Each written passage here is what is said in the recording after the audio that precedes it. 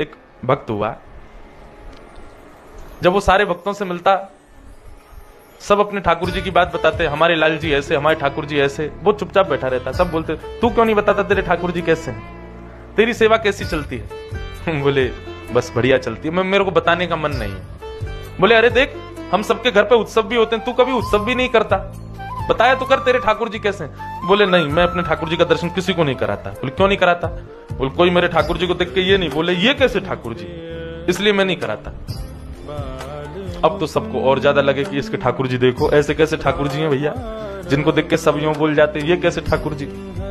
एक भक्त पीछे पड़ गया, बोले कि नहीं मैं तो तेरे लाल जी का दर्शन करूंगा। बोले तुम बोल दोगे ये कैसे ठाकुर जी? बोले कि मैं बिल्कुल नहीं बोलूंगा, सौगंध खा के कह रहा हूं, बिल्कुल नहीं बोलूंगा। तो चलो लेके गया कुटिया में, तो जैसे कुटिया में लेके गया तो एक सिंहासन पर एक छोटा सा मटका रखा था, और मटके के ऊपर चंदन लगा, रोरी लगी, माला लगी, सब बढ़िया सजा धजा के वो मटका रखा था। बोले कहाँ है ठाकुर जी? बोले जे बैठे। मटके को दिखाया, बोले ये रहे। तो ना चाहते हुए उसके मुख से निकल ही गया ये कैसे ठाकुर जी, मटका वाले ठाकुर जी।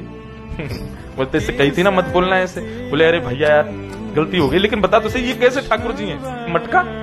बोले मटका नहीं है, हमारे वृंदावन में जितने भी संत आते हैं ना, और जब वो चल के चले जाते हैं तो उनकी रज में इकट्ठी करके इसमें भर लेते हैं, और उन्हीं संतों की चरण रज को मैं नित्य अपने श्यामा श्याम के रूप में देख करके, बोले इसमें कुछ कण सफेद हैं वो श्री किशोरी जी हैं, कुछ कण श्याम हैं वही श्याम सुंदर हैं, मैं रोज इन्हीं की अर्चना करता हूँ, और इसी से रज निकाल के माथे से, गले से, मुख में लेके, और इसी के सामने बैठ के सेवा करता हूँ। ऐसी संत सेवा बंधुओं, वैष्णव संत वृंद, भक्त वृंद, विप्र वृंद, ब्रजवासी वृंद, इन सब में अवगुण देखना ये एक प्रकार से हमारी भक्ति का लेश है। हमारी भक्ति उसी दिन से कम होने लग जाएगी जिस दिन आप उनमें अवगुण देखो। ठीक है, किसी से हर तरीके के लोग, भाई रावण भी जब आया था सीता जी का हरण करने, संत ही बन के आया। तो आजकल कलयुग में बड़ा खतरनाक है, संत वेश में रावण भी घूमते हैं, परंतु हम इतने विवेकी तो बन सकते हैं कि हमारी दृष्टि पता कर ले कि कौन वास्तविक है कि कौन असाधारण है।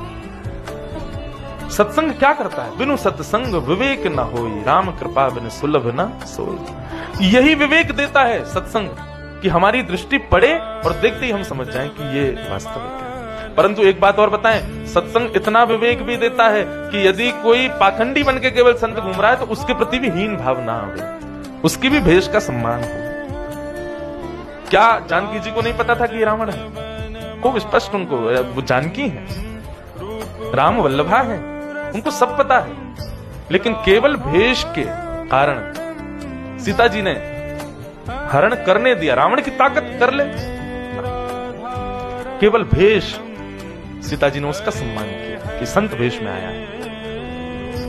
ऐसी बंधुओं, भेष का, स्वरूप का और वास्तविक संतों का, इन सबका बोध सत्संग ही कराता, वही विवेक है। और यही विवेक राम जी की कृपा के बिना नहीं मिलता। इसलिए आपको प्राप्त हो रहा है तो निश्चित है ठाकुर जी की कृपा है।